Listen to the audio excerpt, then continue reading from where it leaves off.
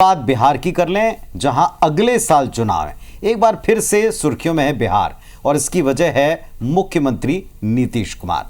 नीतीश हमेशा से अपने अंदाज, अपने बयान से सबको चौंकाते रहे हैं और उनका पुराना ट्रैक रिकॉर्ड भी कुछ ऐसा ही।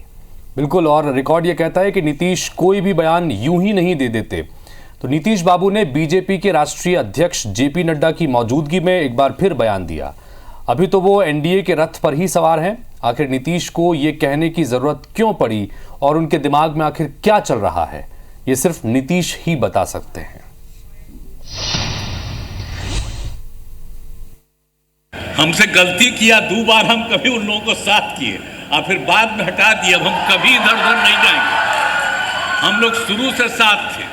बताइए ना, मेरा रिश्ता था 1995 से, तो बीच में कभी 2 बार इधर उधर हुआ, वो गलती हुई और अब कभी इधर उधर नहीं होगा। लेकिन अगर देख लीजिए, कभी कोई काम किया था जी वो लोग। बिहार और नीतीश कुमार दोनों हमेशा सबको चौंकाते आए हैं। उनके इस बयान के भले ही जो भी मायने निकाले जाएं, लेकिन नीतीश कुमार फिर चर्चा में है। दरअसल नीतीश कुमार बिहार के सियासी रण में कभी आरजेडी के रथ पर सवारी करते हैं तो कभी बीजेपी खेमे में शामिल हो जाते हैं। फिलहाल नीतीश कुमार एनडीए के रथ पर सवार हैं और पिछले कुछ दिनों से सोशल मीडिया में जदयू में खटपट की खबरें वायरल हैं। उन खबरों में कितनी सच्चाई है और नीतीश के दिमाग में क्या चल रहा है, ये तो सिर्फ नीतीश बाबू ही जाने। फिलहाल नीतीश ने एनडीए में रहने का भरोसा दोहराया है।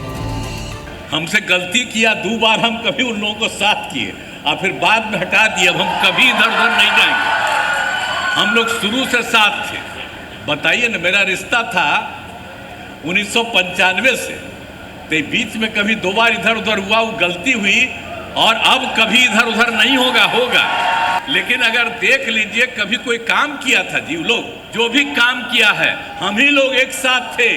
बिहार में अगले साल विधानसभा चुनाव है, तब नीतीश किसके रथ पर सवार होंगे, इसकी भविष्यवाणी अभी कोई नहीं कर सकता। इस बीच नीतीश कुमार बीजेपी के राष्ट्रीय अध्यक्ष और केंद्रीय मंत्री जेपी नड्डा के बिहार दौरे के दौरान दिल खोल कर मिलते नजर आए। सभा को संबोधित करते हुए एनडीए सरकार की उपलब्धियों का बखान भी किया। तो दूसरी तरफ नड्डा ने भी कई सौगातें देकर बीजेपी के लिए चुनावी जमीन तैयार की। यहाँ 2019 में जब उस समय मुख्यमंत्री नीतीश कुमार जी हुआ करते थे, तो उनके गौरवमय उपस्थिति में मैंने यहाँ शिलान्यास किया था और आज फिर से मंत्री बनने के बाद पहला उद्घाटन भी मैं IGIMS के उसमें कर रहा हूँ। ये मुझे सौभाग्य मिला है। बिहार में बहार है, नीतीश कुमार है। इस सुपरहिट माने जाने वाले पॉलिटिकल सॉन्ग के बीच नड्डा की बिहार एंट्री पर विपक्ष की सियासी तलवारें भी म्यान के बाहर आ चुकी। बिहार के पूर्व डिप्टी सीएम तेजस्वी यादव पहले से एनडीए पर हमलावर है और अब उनके सिपह सालार भी जंग इलेक्शन में कूद पड़े हैं। वहीं केंद्रीय मंत्री जीतन राम मांझी ने आरजेडी पर जमकर प्रहार किया। बिहार में लगातार अपराध बढ़ रहा है और इसमें सरकार जो है कहीं कोई संज्ञान नहीं लेती।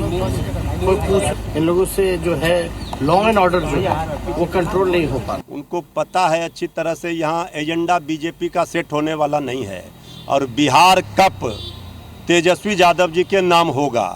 तब आ रहे हैं, तो आकर के ये तो बताना होगा कि बिहार को क्या दिया, बिहार को विशेष राज्य का दर्जा क्यों नहीं दिया, बिहार को पैसे विशेष पैकेज क्यों नहीं दिया, सेंट्रल यूनिवर्सिटी पटना यूनिवर्सिटी को क्यों नहीं बनाया, ये न बताएं। हमारा प्रश्न है कि उनके माता पिता जी 15 साल बिहार के शासन में रहे, उस समय कहाँ भूल गए थे लोग, या जब अपने वो डिप्टी चीफ मिनिस्टर रहे कहे कि हम इतना टीचर बहाल कर दिया, फलना कर दिया, उस समय ये कहाँ चले गए थे, भुला गए थे।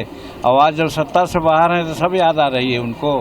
चलिए, बहरहाल बिहार विधानसभा चुनाव में अभी वक्त है।